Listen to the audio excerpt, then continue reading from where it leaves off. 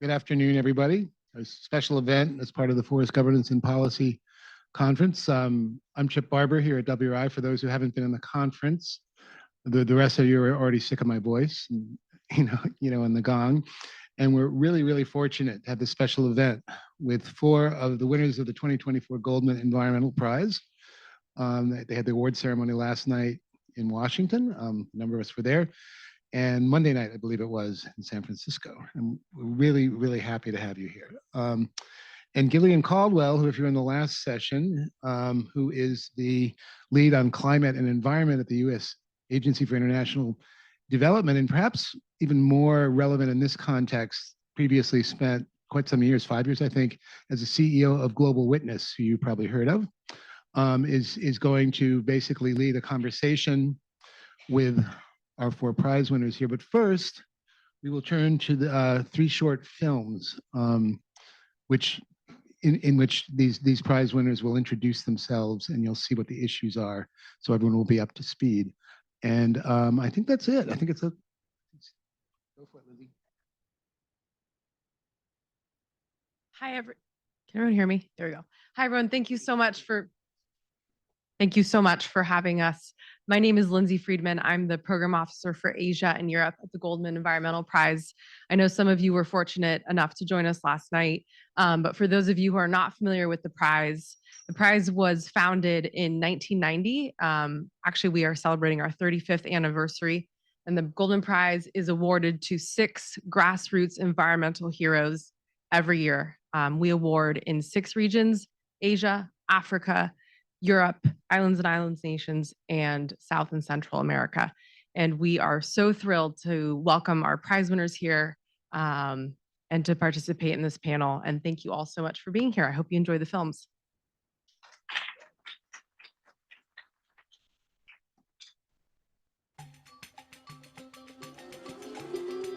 Cattle ranching is one of Brazil's premier industries. Its beef exports are the largest in the world, accounting for 20% of the global market. Ranches are spread throughout the Amazon and its lesser-known neighbors, the Cerrado, a tropical savanna, and the Pantanal, the world's largest tropical wetland. All 3 biomes are home to extraordinary biodiversity and are critical carbon sinks for the planet. But they are under threat from the rapidly expanding beef industry. 65% do desmatamento na região. About 65% of the deforestation in the Amazon region is caused by cattle ranching. It's our duty in journalism to expose these problems, to hold the authorities and companies accountable. Marcelo Gomes is the executive secretary of Reporter Brazil, a journalistic nonprofit focused on investigating threats to the environment and human rights violations. As cattle ranching became the largest driver of deforestation in Brazil, Marcelo began to scrutinize the industry. Using a unique methodology, tracking the supply chain from point of origin to consumer, he hoped to identify abusive practices. We have information on environmental fines, data on farm locations, and movement of beef products in Brazil. Linking all this information allows us to track the entire product chain. But tracing the journey from farm to table is complicated, in large part because cattle that graze on illegally deforested ranches are transferred to legal farms, a practice known as cattle laundering. By the time they reach the slaughterhouse, their tracks have been covered. Lavagem de gado é problema sério que nós temos no Brasil. Cattle laundering is a serious problem in Brazil. This violates the law here, and it happens routinely. In 2020, Marcelo and Reporter Brazil partnered with the global NGO Mighty Earth to track the path of Brazilian beef into European supermarkets. One of the companies at the center of their investigation was JBS, the world's largest meat producer. Its products are easily found on the shelves of Europe's largest supermarket chains.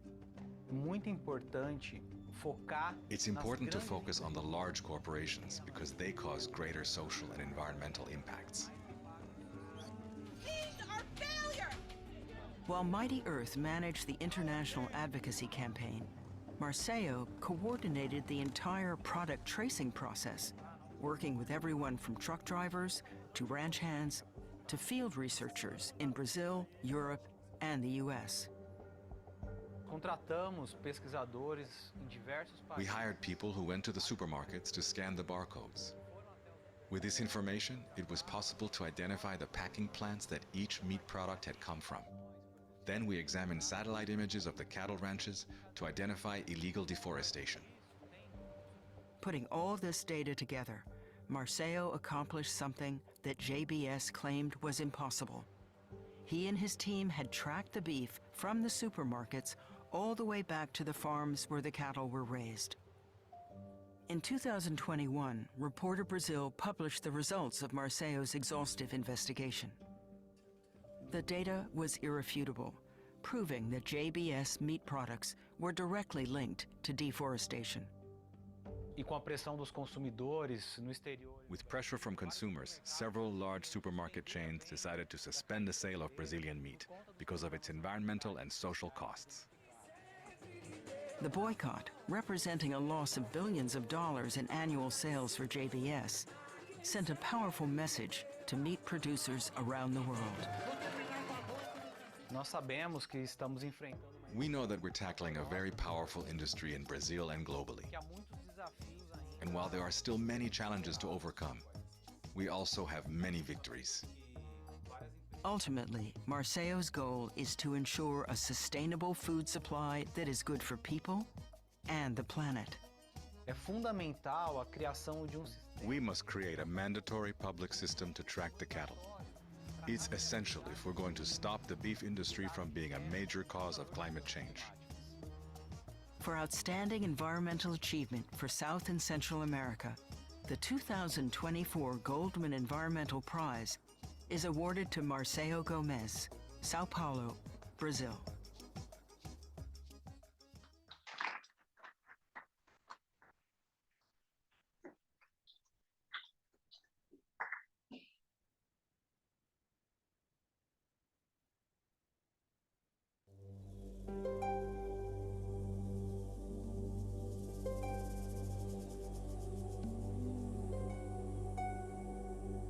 Hasdeo Aranya is one of India's most extensive unfragmented forests.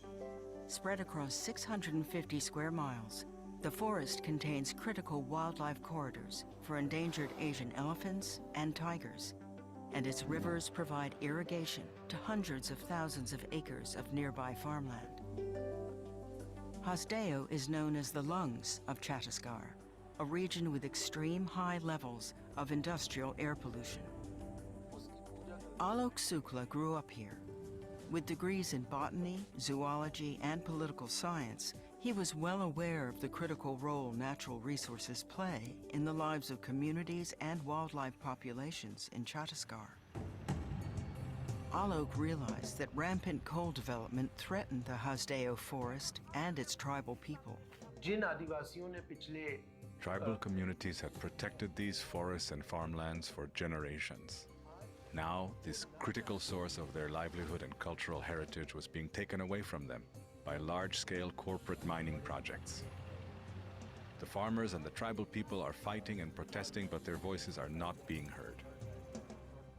In 2020, although the government had previously declared the Hasdeo forest a no-go zone for coal development, the administration invoked emergency provisions to move 21 coal mines forward.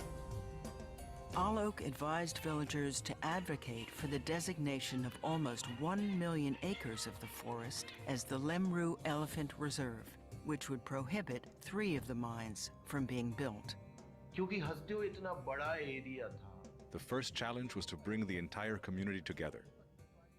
Although the community had decided that they had to save the forest, how they would save it and win this fight was unclear. Alok used media outreach to ensure that locals were aware of the safeguards guaranteed by India's constitution to protect tribal communities' rights. The Hasdeo campaign inspired creative actions across the country including bike rallies, sit-ins, tree-hugging campaigns, and couples using Save Hasdeo in their wedding invitations. We drew international media attention and started a political dialogue that supported a peaceful movement to help amplify the voice of the people. Alok's campaign received tremendous support from across the country's castes and political parties, a striking accomplishment given the entrenched divides that organize life in Indian society. The Hasdeo movement began to gather momentum. As soon as the deforestation started to make way for mining, many people opposing it. In 2021, Alok and community members began a 10-day, 160-mile protest march on Raipur, the state capital, to call attention to their proposal. When we started the march, we were worried whether the government would take steps to save Hasdeo. But when we were halfway to Raipur, the government announced its decision to establish the Lemru Elephant Reserve. So our fear turned into happiness. Within days of reaching the capital, an additional 14 coal mines were canceled by the government. Thanks to Alok's commitment and the efforts of the community, over 400,000 acres of Hasdeo forests were protected, along with all of the elephant and tiger corridors, rare plant and animal species, critical water catchments, and the cultural heritage and practices of the tribal people. We had no expectations, but the Legislative Assembly voted unanimously that all of the coal mines of Hasdeo should be cancelled and the forest should be saved. That was a very important and happy moment for all of us. For outstanding environmental achievement for Asia, the 2024 Goldman Environmental Prize is awarded to Alok Sukla, Raipur, India.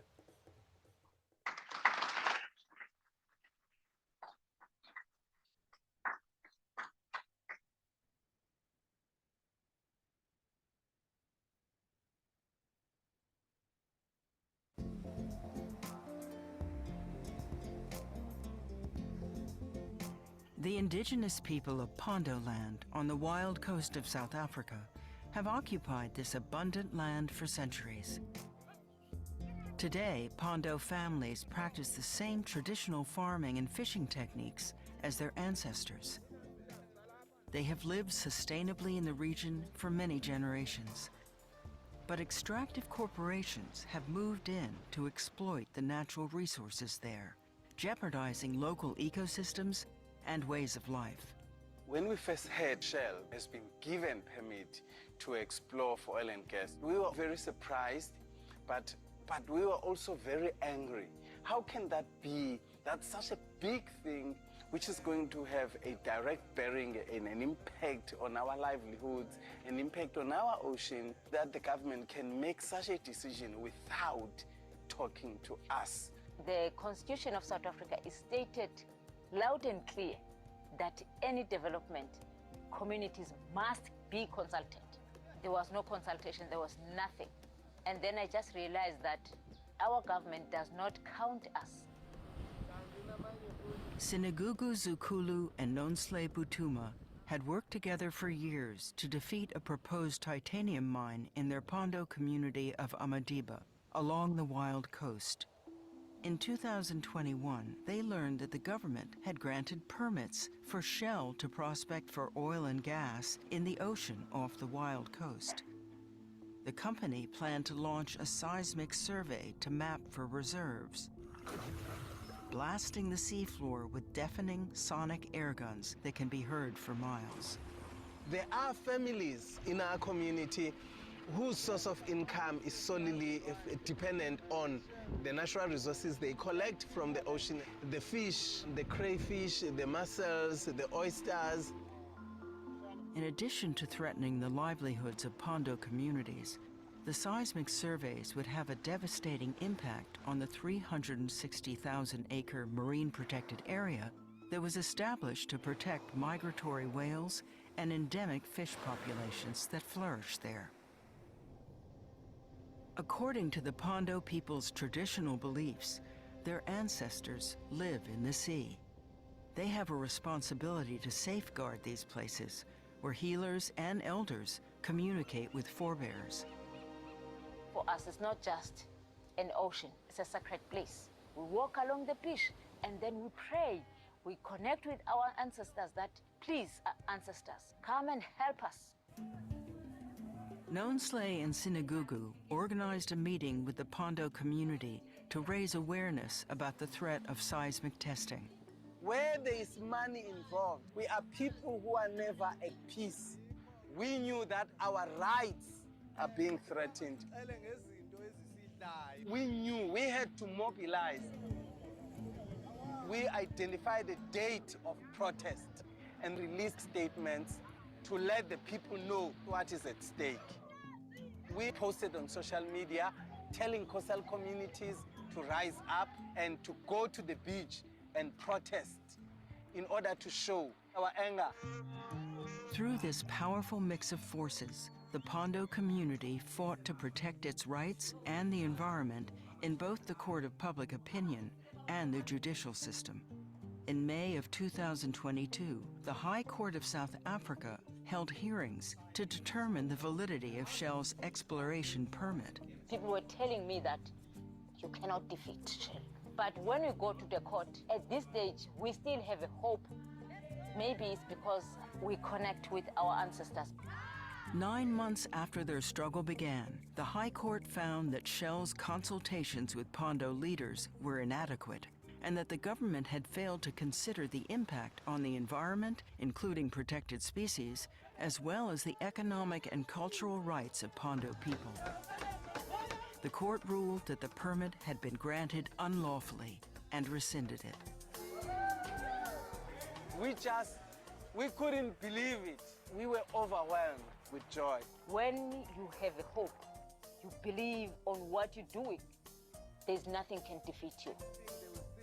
It is important to have the younger foot soldiers who understand what we are doing so that we know that even when we pass on, this land is left on good hands. For outstanding environmental achievement for Africa, the 2024 Goldman Environmental Prize is awarded to Nonsley Butuma and Sinagugu Zukulu, Wild Coast, South Africa.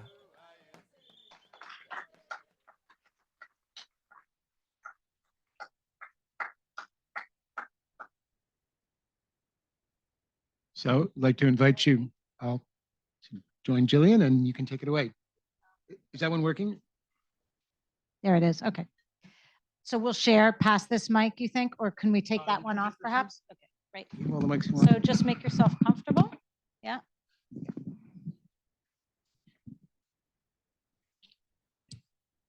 And we have a translator, so I'll speak slowly and give you a chance, or you'll do simultaneous. Okay, but this is speaking more. Okay, got you. Great. Hi, everybody. Thanks for coming for this panel. I'm really excited to have a conversation with all of you, and congratulations again on this very well-deserved honor from the Goldman Prize. And thank you, Goldman, for continuing to elevate stories of hope at a time when it's hard to feel hopeful. So I just wanted to start and ask each of you to take a minute to tell us what we don't know, what we need to know about your work, right? We just saw these films, which are very compelling, but what are the most important things you want us to understand about the work you're doing that we haven't heard already? I'll start with you. Good afternoon to everyone. Thanks for the opportunity. What you've just watched is not what we do. Okay, this came as a challenge, which was kind of disturbing the work that we do on the ground. I come from an NGO known as Sustaining the Wild Coast, and we do the whole lot of things: ecotourism development, which within that coastal community of Amadiba. We're also doing agroecology, but the whole lot of youth programs where we work with the young people on conservation issues, on protecting biodiversity, and our area is a biodiversity hotspot, which makes sense. Also, our coastline is an MPA due to high endemism. So we work with young people to be able to be the custodians and the stewards of the land. When I say the land, I mean everything in natural environment, biodiversity, terrestrial, and marine ecosystems. So I think in a nutshell, that's what we do. Thank you. Nonhle, do you want to add to that? Sorry. He said it all. The other thing that you don't know, where we're working with very deep rural areas where mostly corporates, they take an advantage of the rural communities for their own benefit, which is one of our deep rural areas in South Africa, where they stand up for years defending the land. And when we talk about land, it's not land per se. Land is including the ocean. Land is including environment. That's how we treat the name land. But beside that, as you've seen, talking about the titanium, there's too many issues that are threatening this biodiversity that we are talking about on the Wild Coast, which is the titanium, which is oil and gas, which is highway through to the villages, which is the kind of work that we are doing, and also planning of building the so-called smart cities, which is the bigger threat to the biodiversity. Thank you. Maybe we'll circle back to this question of how your work with youth can be leveraged as you move into these advocacy terrains, because I saw, in the protests that were featured there, surely some of the youth that you had worked with around education were involved in those conversations, but we'll come back to you, yeah? So Marcelo, what are we missing on your front? Okay, thank you. I think I can emphasize that Report Brazil is investigating other deforestation drivers. Beef cattle is one of them, maybe the more important, but soybeans is another one, and the grain sector in general. Last year, we published 2 big reports about Cargill, and we are supporting the Burning Legacy campaign here in the US. But also timber industries, coffee, we published last year also a report about Starbucks, also in partnership with organizations from these countries, and they used our investigation to support a litigation activity against Starbucks here. So Repórter Brazil, we have been trying to trace the more important commodities you have in Brazil, publishing content, and support of international coalitions, litigation work, campaigns work. So that's my point. Thank you. शुक्रिया। इस काम के अलावा हमारा छत्तीसगढ़ में एक alliance है, छत्तीसगढ़ बचाओ आंदोलन। छत्तीसगढ़ जो कि इंडिया का सेंटर पार्ट है, 44% फॉरेस्ट एरियाज, 33% ट्राइबल एरियाज और आल्सो सारा मिनरल्स है, तो काफ़ी मूवमेंट छत्तीसगढ़ में चल रहे हैं। तो छत्तीसगढ़ बचाओ आंदोलन के तहत हम लोग जुड़े हैं अलग अलग एरिया में, रिसोर्सेस के ऊपर, कम्युनिटी के राइट्स को लेकर, जो संवैधानिक अधिकार हैं आदिवासियों के, उनको उन तक पहुंचाने को लेकर। 2 दशक हो गए हमें छत्तीसगढ़ में ये काम करते हुए। शुक्रिया। So in addition to the work on Hazev Aranya that you saw, he represents Chhattisgarh Bachao Andolan, which is a state-level alliance of people's movements working on different civil society struggles raging across the state. Chhattisgarh is at the heart of India. It is a central state, 44% forested, 33% tribal populated, and also a source for mineral wealth. So the effort of the movement, the Chhattisgarh Bachao Andolan, is how to make communities aware of their legal and constitutional rights and help them protect their land, environment, and water resources. Thank you so much. I was just reflecting on what all of you have said, and it reinforces a thought I have about how you make change in the world. And I think it really boils down to the 3 Ps, right? One is people, right? How, and all of you in different ways have relied upon people and movements to make a change, right? And another is policy, right? The law. What does the law say? The Constitution, which is being ignored by the government of South Africa, which insists upon a right of consultation, or the law which requires that there not be deforestation associated with the commodities that are going into the international market. So that's people and policy. And the third, just to keep it peas, is the purse, right? Where's the money going? Who's buying these products, especially in the case of JBS? You specifically note that you targeted a big company for a reason, because that's where you could have the most impact. So I just wonder whether you think consciously as you do your work about all three dimensions, or how you would see the balance of those three. I mean, you've added another one, which I don't have a P for, right? Which is the investigatory work. And when I was at Global Witness, that was so critical. That was what we were using to drive, movements that others could draw on the information for, and to push policy. But how do you think about the levers, and what, in your experience, are the most powerful ways to make a difference? I'll start with you, Marcel. We'll go back. I have this. Okay. Thank you.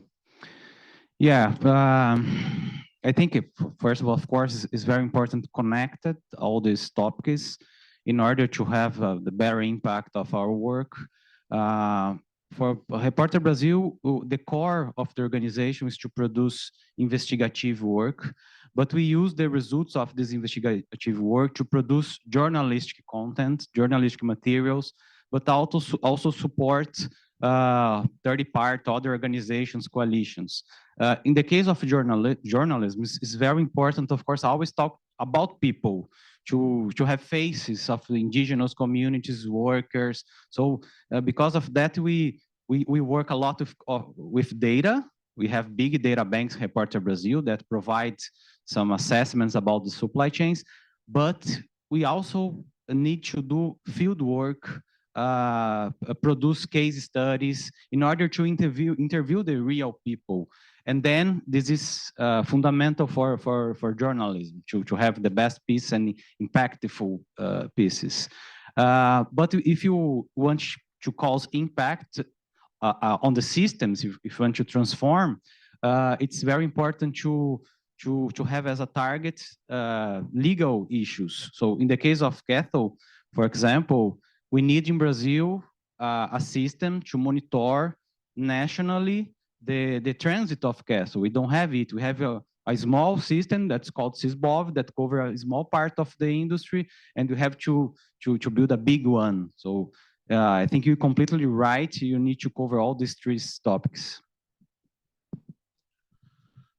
निश्चित तौर पे जो policies के change हो रहे हैं वो all over world, Bharat भी उससे अछूता नहीं है, लेकिन ऐसे परिस्थितियों में जो समुदाय है जिनके पास और कोई विकल्प ही नहीं है लड़ने का, वो एक रास्ता बनाते हैं। तो जैसे हसदेव के लोगों ने एक रास्ता बनाया कि जो एग्जिस्टिंग कॉन्स्टिट्यूशनल लॉज हैं, जो पॉलिसीज हैं, जो बचे हुए हैं, जो कम्युनिटी को ये राइट्स देते हैं कि उनके अधिकार, उनकी सहमति के बिना आप रिसोर्सेस नहीं ले सकते, उसका हसदेव ने काफ़ी बेहतर तरीके से इस्तेमाल किया। सेकंड, जो बहुत महत्वपूर्ण था कि जो लड़ाई होगी वो सिर्फ जमीन की नहीं बल्कि कागज के साथ, तो पेन और कागज जमीन की दोनों स्ट्रेटेजी। और तीसरा बहुत महत्वपूर्ण है कि हमने ये देखा है कि अब जो प्रभावित समुदाय है सिर्फ वो लड़ेगा तो सरकार सुनने वाली नहीं है। जब तक एक लार्जर कम्युनिटी का आप सपोर्ट नहीं लेते हैं, तो हसदेव ने वो किया कि हसदेव ने ये बता पाया कि जो एनवायरनमेंट के सवाल हैं, जो वाइल्ड लाइफ के सवाल हैं, जो पानी के सवाल हैं, उन सारे मुद्दों को व्यापक रखा और उससे एक अलवन जो सोसाइटी है वो हसदेव के साथ जुड़ी, जिससे मुझे लग रहा है कि एक उम्मीद बनी और हसदेव एक पूरे देश का एक जन आंदोलन बन पाया। तो मुझे लगता है कि समुदाय अपना रास्ता खुद बनाती है। शुक्रिया। So policies, as you said, are important, and policies are under attack everywhere in the world as well. But amidst the current context, the local communities themselves create a way forward, right? And what we saw in Hazev was that the local communities use the existing policies, the existing constitutional framework the free prior informed consent as a key principle to articulate their protest. But second most important thing is that it's just not enough to protest, right? Pen and the streets have to go together. So in some sense, the Hasdev communities actually leveraged writing letters, petitions, and advocacy together with on-ground demonstrations. And the third thing that was very important is how do we connect people across sections of society? It's not just the struggle of the local communities that are impacted by the mining or the threat of resource extraction. It is actually people at large. So how do you connect that message? That is something that Hasdev communities were very successful, because the forest means something to everybody. It's the lungs which connected with the urban youth. It is the water which connected with the farmers and the irrigation and the city people at large. So in some sense, Hasdev was able to create that wider solidarity across the Indian community, which kind of resulted in the success. Okay. Yeah, the policies are always there, but policies always need our communities to be educated, because policies are more or less hidden in the books, and our communities are not reading those books. This is where we play quite a vital role to do an advocacy about the human rights issues with our communities, and also to teach about their cultures, because culture and environment are work hand in hand. If communities, they lose their cultures, and also it's a way of forgetting about the importance of the environment to their lives, because the environment is where you understand what is the use of everything that is around you. But if people, they don't know the use of that, they don't care about the nature. And also to push so hard in terms of people to understand the importance of protecting or preserving their own land. It's where we collect the stories around the communities, what is so important around everything that is here, to document all that. It also refreshed their minds. And second thing, especially for the mining, because mining, when it comes, people, they think they have no right to say no to mining. It's always a right to say yes to mining. Now, when we're having a campaign of a right to say no, the right to say no is a right also to allows you to say yes to a choice of your own development. That's what we were pushing to our communities, in order to understand that they have a right to decide or to determine their own future without always be a mining company. Those are the kind of things that we've done on the ground. And also to use our own media to push press releases in order to make sure that our struggle is being known.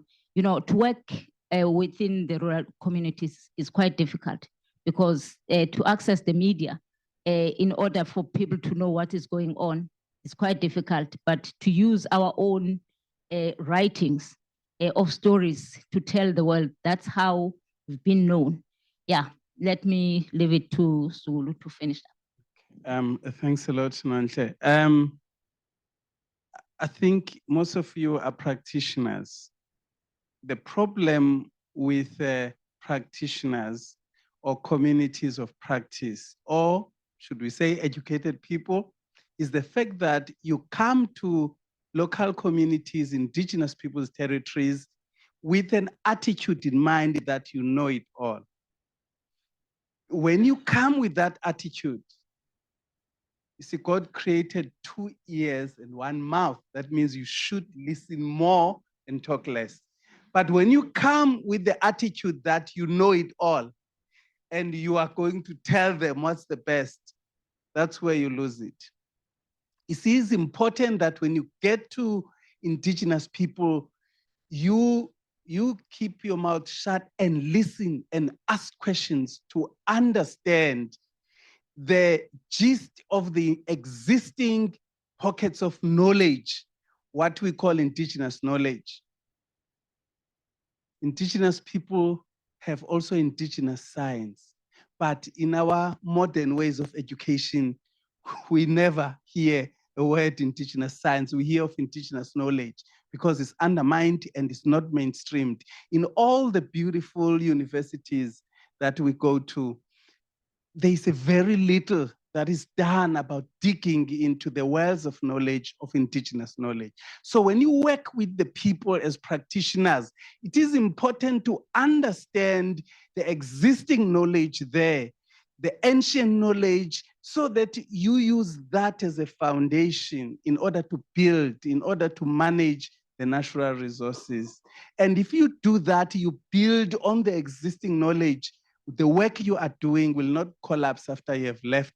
It will grow and it will be strengthened because you will be looking at the existing capacities. So working with the people is one P. I'm talking about the P for people.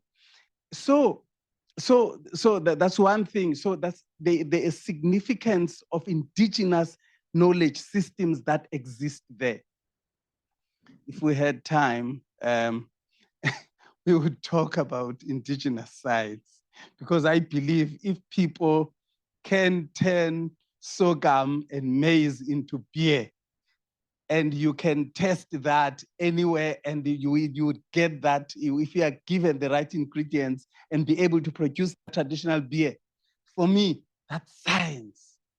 But no one talks about the indigenous science because the indigenous knowledge is not seen as a mainstream knowledge. It's a knowledge on the side. It's a nice to have when we are. So that's the problem. So you watch out what attitude when you come there, when you're coming to work with the people, listen to the people, hear them out, ask questions, and take that knowledge and build on it.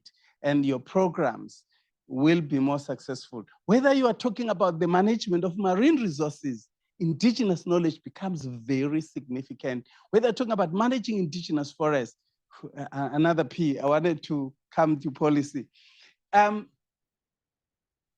It is important to understand the customary law, because all indigenous people have got their own laws.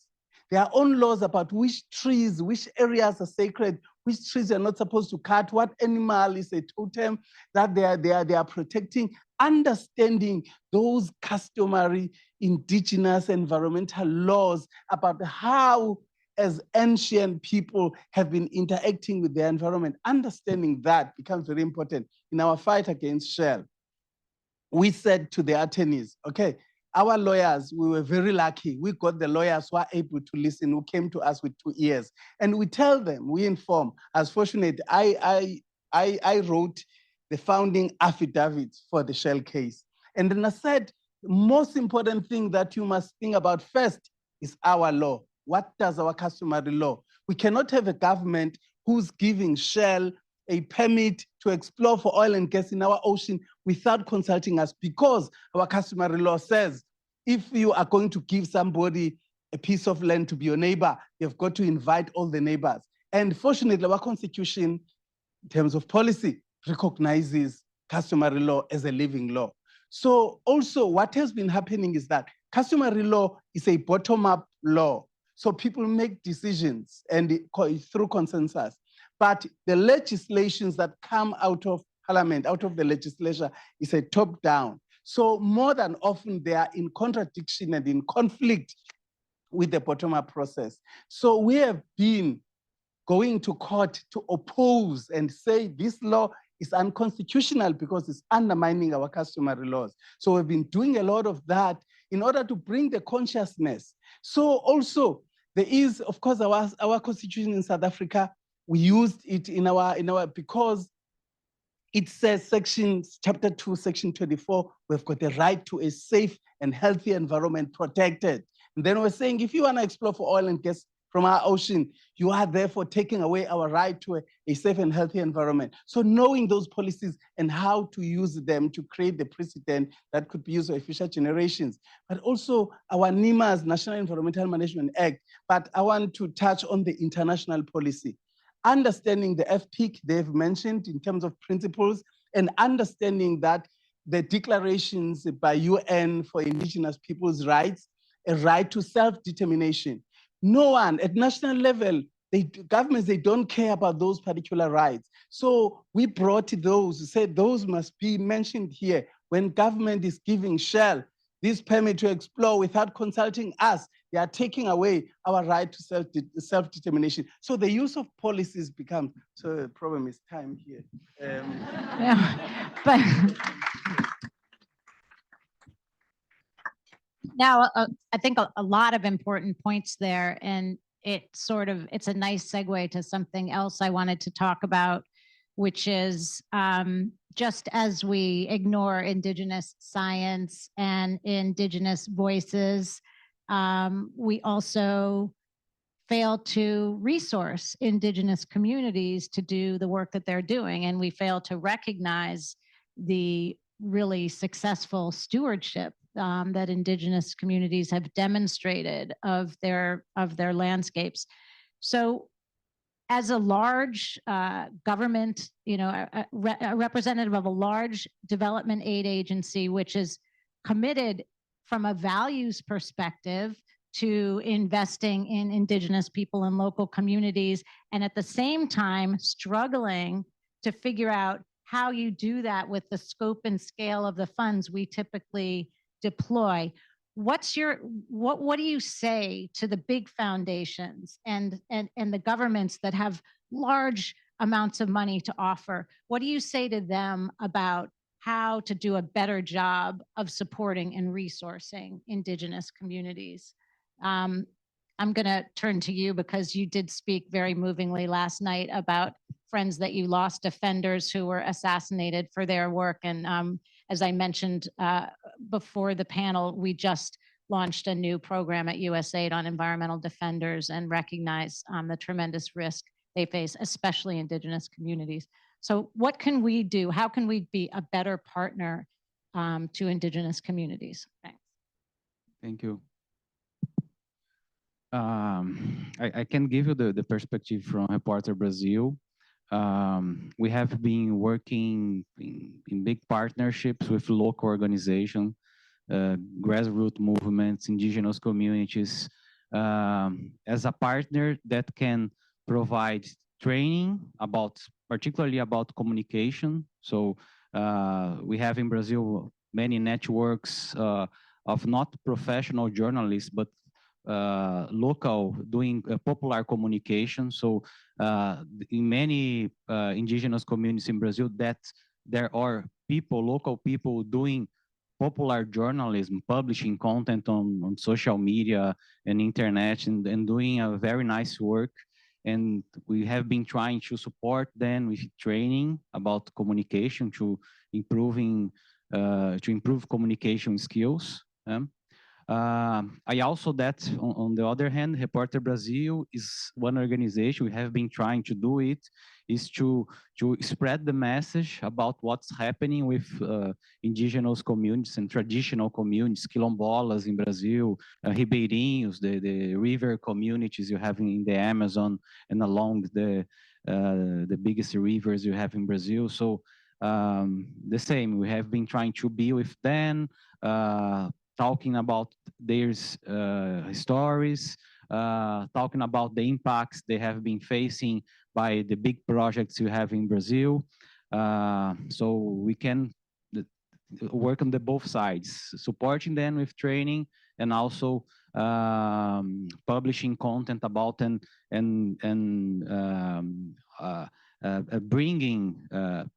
taking the issues that they have to high levels of the public discussions in Brazil.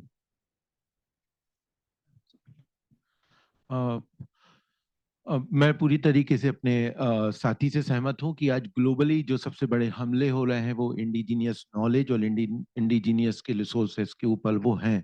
हम India की यदि बात करते हैं तो UN declaration 2007 हमारे यहाँ लागू ही नहीं होता, क्योंकि बोल दिया जाता है कि इंडिया में तो इंडिजीनियस कम्युनिटी है ही नहीं, हमारे यहाँ तो ट्राइबल कम्युनिटी है।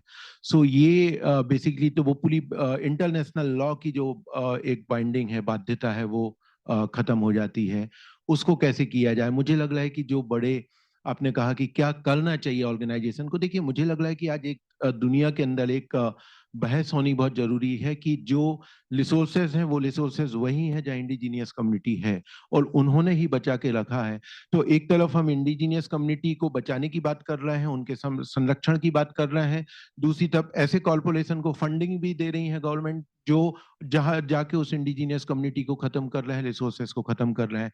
सो मुझे लग रहा है कि एक ग्लोबली एडवोकेसी ये होनी चाहिए कि ऐसे तमाम कॉर्पोरेशन है जिनके फंडिंग को बंद कर किया जाना चाहिए। यदि हसदेव को कोई उजाड़ रहा है, यदि ब्राजील में कोई कर रहा है, यदि अफ्रीका में कोई कर रहा है, तो ऐसे कॉर्पोरेशन के रिसोर्सेज को कैसे ब्लॉक किया जाए। सेकंड मुझे लगता है ये है कि एक ग्लोबल सॉलिडारिटी की महत्वपूर्ण है। मैं हर जगह ये बात कह रहा हूँ कि जो कॉर्पोरेट जो है वो ग्लोबली बिजनेस कर सकते हैं, लेकिन जो आंदोलन के साथी हैं वो ग्लोबली सॉलिडारिटी नहीं जुटा सकते। तो मुझे लग रहा है कि इस दिशा में भी एक व्यापकता के साथ आवाज उठानी चाहिए कि दुनिया के किसी भी कोने पे यदि इंडिजीनियस कम्युनिटी या रिसोर्सेस पे हमले होते हैं तो पूरी ग्लोबली लोगों की जिम्मेदारी होती है उसको बोलने के लिए। सो ये मुझे लग रहा है बातचीत करनी काफी जरूरी होगा। शुक्रिया। So I completely agree with our partners from Africa that today the biggest issue is the global attacks on indigenous knowledge systems and on resources that the indigenous people have been protecting for generations. So and that is precisely the attack on international law. In some sense, even though indigenous community does have protections and all, but at least in the case of India, we don't even recognize indigenous communities. We call them tribals, right? So in some sense, the international law that the protections that apply to indigenous communities don't necessarily belong in there. But and this is precisely the work that foundations should do at a global stage to be able to advocate that indigenous knowledge systems, indigenous resources are protected everywhere in the world, right? So there needs to be a global movement that the foundations and the government should be able to. Second, very important point is the question of solidarity, right? How can we generate a global solidarity for conserving the resources that indigenous people have been protecting for several decades and years to come, right? And we are in this very bizarre world where companies and corporations have a global connectivity, right? There's a full capital mobility. But when it comes to the environmental struggles, the struggles of the indigenous people, there are so many obstacles to drawing out those solidarities and the narratives of nationalism, the narratives of localization of all of these protests. This is a local protest, this is a small protest, right? So those are the kind of narratives that prevent the global solidarities from achieving. So this is the other role that global foundations can potentially play, is to ensure that in this era of climate change, which is actually a global challenge, which has to be solved locally, how can we generate global solidarities among the indigenous communities? Can I make a compliment? Yes. Yeah, just a compliment. We have a case in 2021 about Casino. There is a lawsuit based on the due diligence legislation in France. And I think it's an example of a big multi-stakeholder coalitions of indigenous communities, associations, NGOs, and unions that work about to trace the supply chain of beef from farms that were operating inside indigenous land until Casino supermarkets in France. And then, based on our investigation, indigenous communities decided to go ahead with a lawsuit in France against Casino, and this legal process is in progress there. So I think coalition, how to big coalitions, multi-stakeholder civil society coalitions, another answer. I think the results can be very impactful. I want to ask maybe a dangerously vague question. We were talking earlier about culture. I was asking you, it's the first time you've been to this country, what your observations were, and you talked about, and you as well, Nonflake, talked about just well, in San Francisco, all these people who are unhoused and who don't have food to eat. And you talked about modernity and how modernity and wealth are, go hand in hand, and you lose the fabric of community that is so central to how you live your lives, for example. And then you talk about consumption and overconsumption. So, and you use culture in your own way, right? Because I mean, you amazingly got people to brand their weddings in opposition to, destruction of that precious natural resource. So the question is really, I wonder from your distinct points of view, what really needs to change? You know what I mean? Or what needs to return to what it was and could again be? I mean, we're dealing with this sort of massive capitalist and corporate machinery, which is really driving us all straight off the ledge. And yet here we are, humans behind the steering wheel. So what needs to change at a very fundamental level about how we're living our lives so that people and planet can coexist in some form of harmony? Okay. Yeah. When it comes to what it needs to be changed, there's quite a lot. Yeah, there is quite a lot need to be changed by a human being, because things are changed, but the human being is not been changed, which is causing all this dramatic life that we are living. For example, there is a lot of imbalance between economy and environment. Economy is always override the environment, which is the first step need to be changed. We need to make a balance between those two. Otherwise, if economy always up the global crisis that we are sitting in, it will be accelerating. That is the first step that we need to change. And second thing, it's a consumption. The way we eat, we need to change in a way that we need to grow more food, the fresh food, because the more we rely on shops, the more we promote the industrialization. That must be more in industries that are causing also the carbon emission. We need to change the way of living. Those are the kind of things that we also need to change. And thirdly, which is the last one, when it comes to the youth, I can say youth, our youth are more relying on technology on these days. And I'm not saying that technology is bad. Technology is good, but technology, it takes away completely our indigenous knowledge, which is something that is also very important that it must be restored. The more we lose the indigenous knowledge, the more we lose the ground. Those are the things that I can suggest that also we need to bring the youth on board to do things better, because this future, it depends on their own hands. But if we are not doing more in terms of educating our youth, it means that we are driving the wrong car on the wrong lane. Yeah, thank you. I'm going to come back to you in a minute. Let's go down to Alok.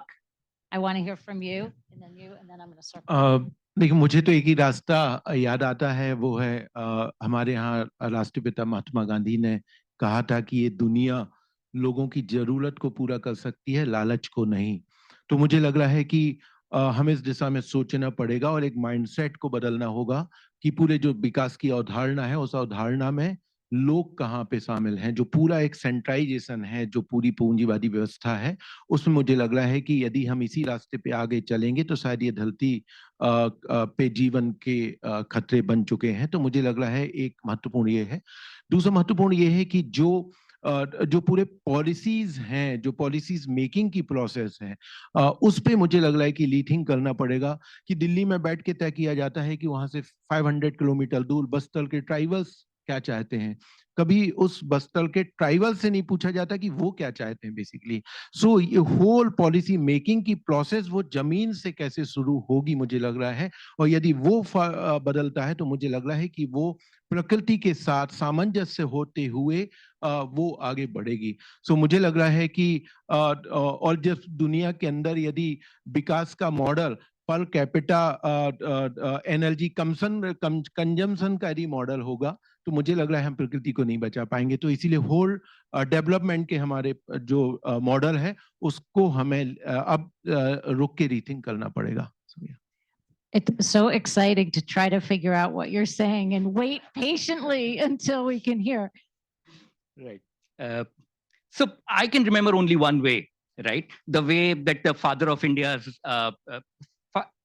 father of our nation, right? Mahatma Gandhi said, right? The nature gives us enough to meet our needs, but it definitely does not give us to meet our greed, right? So we need to change our mindset, right? Without changing a mindset, it is impossible to be able to save our planet or save our nature, right? The second point, which is very interesting, is to change the culture of the policy making process, right? People sitting in Delhi kind of dictate what should happen to a forest 500 or 1,000 kilometers away in Basar. What should the tribals do, right? I think we need to change that culture of policy making, make it more decentralized, ask the tribals what do they want, right? And only then can we actually create a model of harmony between nature and people. Unless we are able to do that, the earth, the planet will go to ruin, right? And the third, what are the markers of success, right? Till the time we do per capita energy consumption, we talk in that language of development. If that becomes the model of our development, I'm sorry, there will be no world. We'll need to change the metrics on which we measure our development. That's fascinating. And I know some people at the National Oceanic Administration here in the US are working now to redefine gross domestic product in the US to appropriately value nature, which isn't even factored into our economic projections.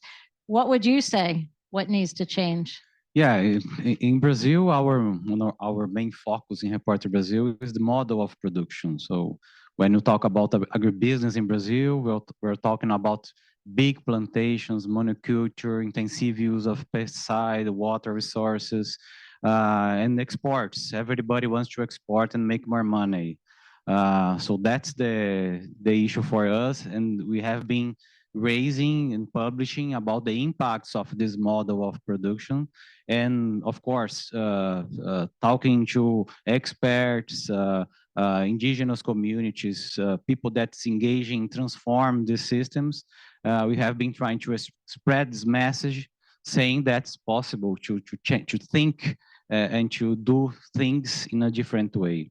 We have been chewing this two path, disclosing the impacts of the industry, but at the same time talking about excessive consuming of meat, for example, and that's the idea. Okay, we are just almost over, but Sinagugu, I'm going to pass it to you for the last word. I think there's probably a provision in the South African Constitution that prohibits me from trying to keep you brief, because you have so many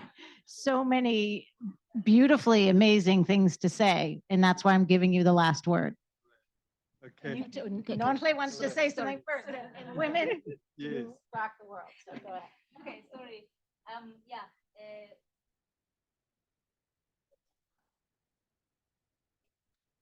Yeah.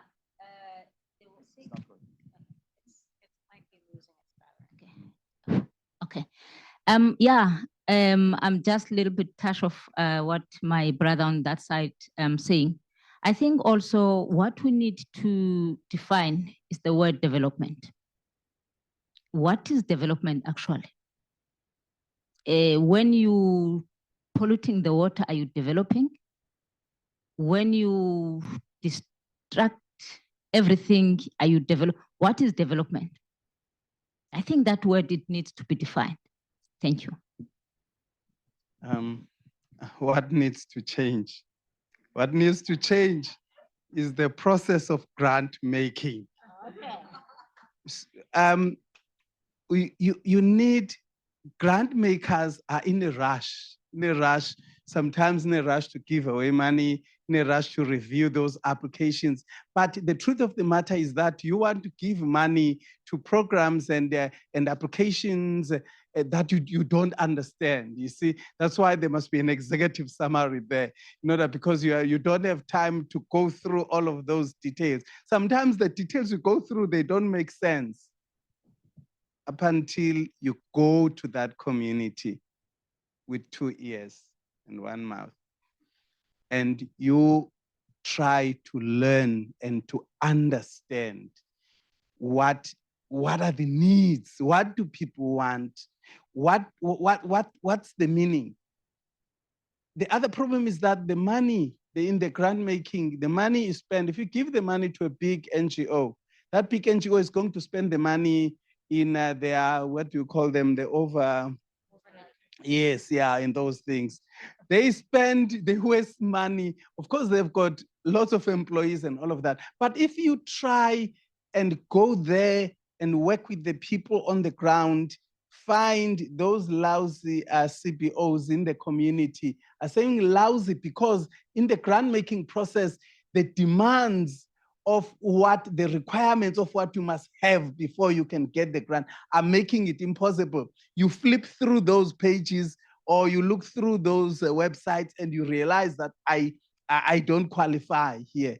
So because of the demands, but only to find that those people who are not qualifying, those small organizations that don't qualify, they have actually be the ones that bring about the required change. So if we were to spend time, we go there, whether we send people who would be able to spend time there to understand what are the needs, so that you develop that proposal, that project, that concept document with the people on the ground, and you fund, you know exactly, and the money goes directly to the people and it does the job it is meant to, instead of covering flights and car hires and all of those things, which are not necessarily going to bring about the change which is required. So the process of grant making leaves a lot to be desired in terms of making a real impact on the ground. So some of the grant makers, they will say, you know, we don't want a proposal that is so small because we want to give you 10 million US dollars or 500 million US dollars. No, your concept or your project is too small. But if you were to go there and get to understand, you would be able to say, we shall fund you instead of 2 years, we'll fund you for 10 years, and we'll be giving you so much, so that the work is happening at the people's scale. The problem is that we want things to be sophisticated and be done at the expert level.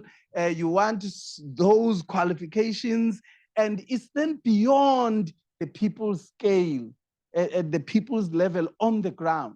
So we need to be realistic, but the truth of the matter, if you want to protect biodiversity, the people sitting in the biodiversity are the people on the ground at the village level, those local communities. And you need to find a way to work with those people and to bring about, I'm sorry, thank you.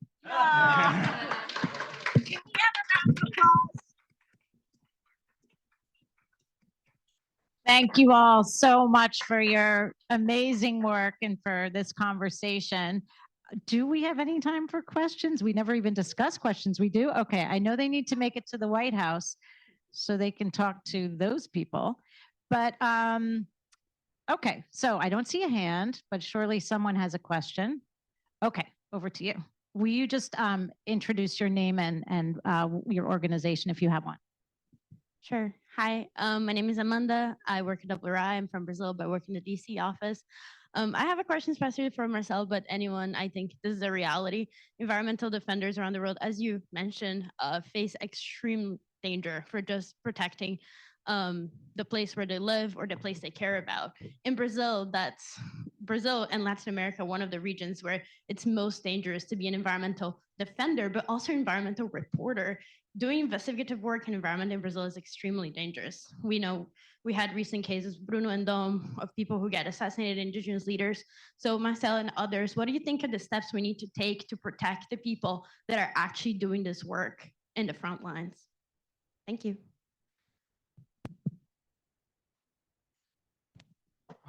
Yeah, no, it's complex. I think first of all we have some public duties on that. We have a national program for the protection of environmental and human rights defenders. So it's a small project, federal project with a small budget. So it should be important to improve and push this program to attend more and more defenders. Brazil is too big. I think this is one issue. Another issue is that the violence is pretty related to the security forces in Brazil, the Polícia Militar, the military forces in the country. So, and I don't see any discussions inside the public security forces about disconnections of, for example, the security force in the state level. At the same time, they're hiding to be like private securities in a big farm or in a big industries. Actually, there is some incentives that they should do that in order to make more money and improve their incomes. So it's a issue. I think another aspect is the organizations, civil society organizations, Reporter Brazil, for example, they need to think more about security and develop their own policies on this issue. So in Reporter Brazil, we always have internal security policy for travels, for example. In the last 2 years, we developed more, supported by international organizations who had strong expertise on these issues in war scenarios. No, but even I think with all these protections, it's really dangerous and complicated doing the work we have been doing. You know, Dom Phillips, the journalist, was a guy that always have concern about security. He always traveled together other local people. Like Bruno was a guy that was anthropologist working for the Indigenous Association. So even with all these local protectors, he was not able to be with us anymore. So I think it's a big issue, and we need to discuss more and more. I'm going to take another question. I just wanted to add, because we talked a little bit about the kind of law as a tool of repression. And if you look at environmental defenders and journalists, they're facing both civil and criminal cases against them in the countries where they work. So it's not just the physical threats, it's the legal threats, which can literally bankrupt journalists, families, and there's a need for legal defense to address these issues and to map the kind of trends in terms of, for example, laws on terrorism, anti-corruption laws. These are all being used, sort of wielded against environmental defenders. Before I came to USAID, I helped set up a new entity called the Climate Legal Defense Fund, which is just getting started, but the idea is to provide legal support for people who are facing litigation in their countries. Let's take another question. Who else has one?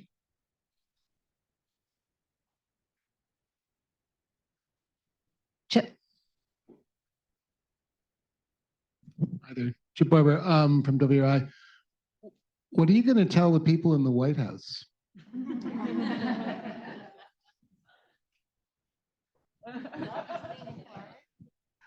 Okay, all right. Okay, wonder how many Americans are here. But America has been disappointing in terms of the climate leadership, if we were to put it bare and raw as it is.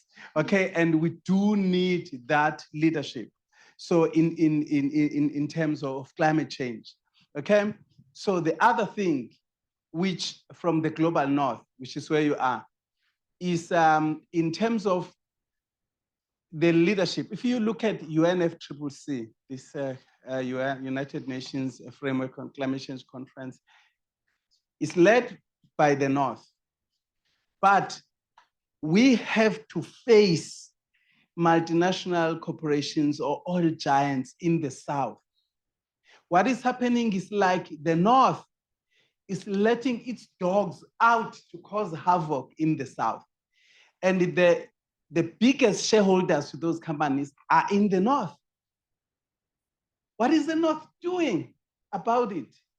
If we agree that climate change is real, why is it left to that local communities to deal with these oil giants?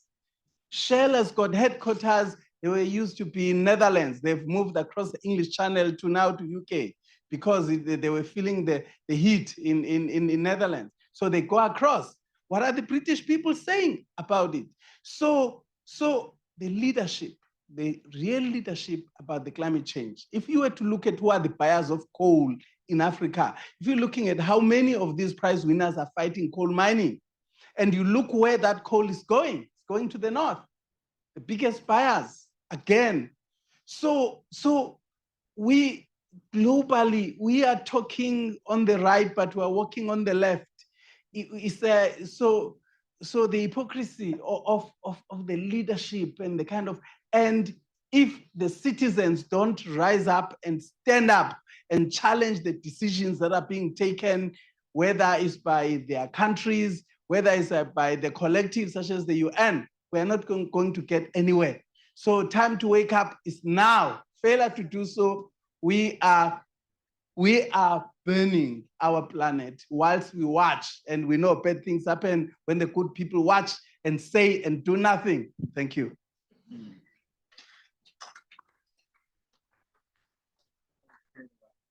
Okay. Yeah. Remember, we just given only 2 minutes. Yeah, in these 2 minutes, 2 minutes is nothing. At the White House. Yeah, I think also what we're going to tell them that in these COP climate change conferences, they must stand up and take a clear decision, because each and every year there's these big international conferences, but all the time there's nothing coming out from that. But the planet is burning while they are meeting every year, but there's nothing coming out. And also to push them that they must also put a policy where the banks must stop financing fossil fuel.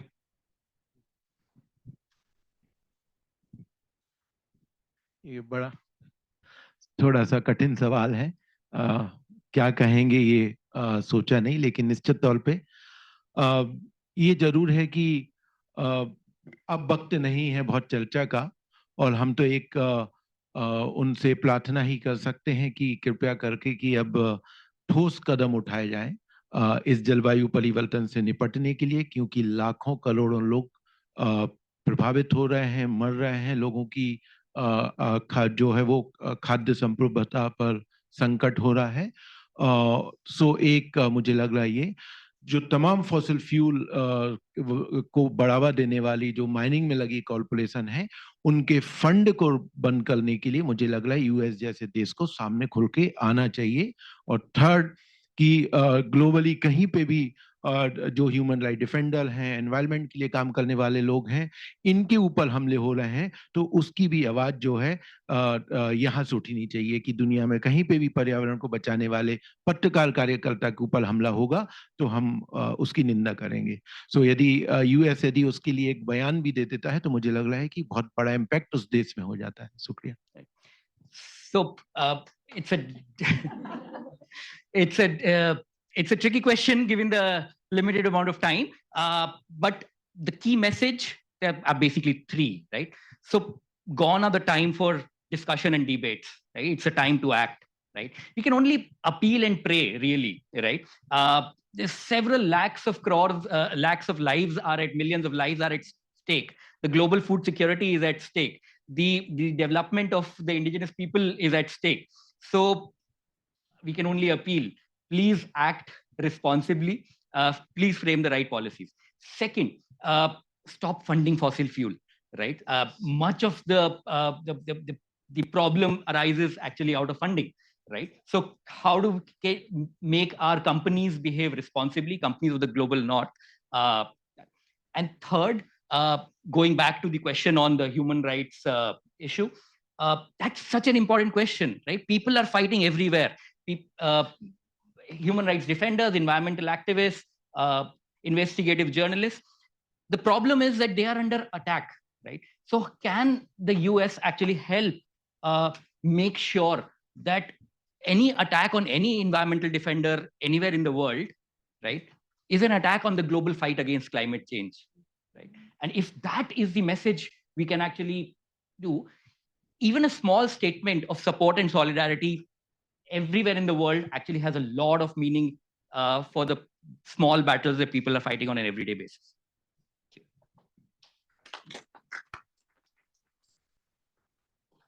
Hello. Yeah. I think one message is it's important to push for more transparency on supply chains. I think there are some countries that they build legislations to promote supply chain transparency. You can have more information about the flows of the product commercializations. So I think this is one important and key message. And another one is we have some complaints here in the US in the Committee for Boundaries Protection, but they are not moving forward. I think this kind of framework and body could be used better in terms of be more proactive and stop the trade of products from Brazil. I'm talking about Brazil, products related to illegal deforestation there. And also, last point, the question relates to how to develop in the US a legislation for due diligence about environmental issues. I know that there is this discussion in the Senate, so it's time to move forward with this new legislation.